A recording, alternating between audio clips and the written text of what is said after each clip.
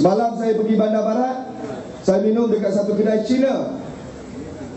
Ya, Tokyo pun ada ya, semalam saya minum.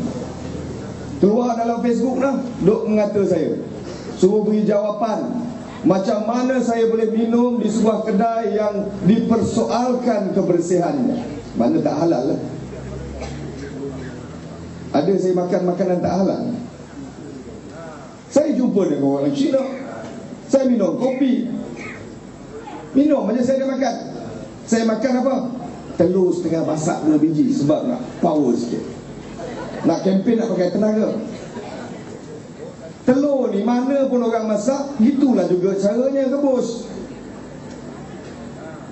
Jangan lupa ada pemimpin dia, ni tak baik Ada pemimpin dia dulu keluar dalam surat khabar, pergi berkempen salam dekat tempat jual babi.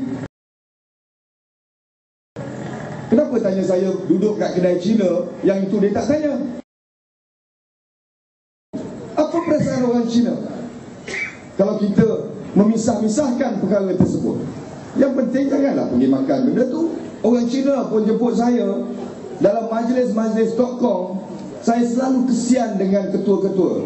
Saya lupa nak sebut, Mr. Ho, Lawyer Ho, Timbalan Pengurusi MCA ada bersama kita hari ini.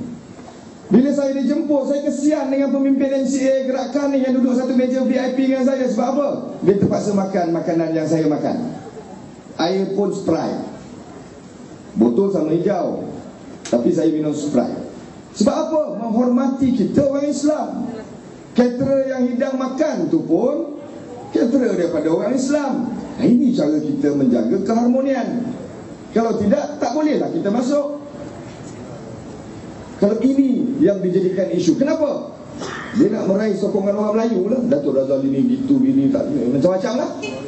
Ini tak baik. Jangan kita dalam tempoh berkempen cerita perkara tersebut.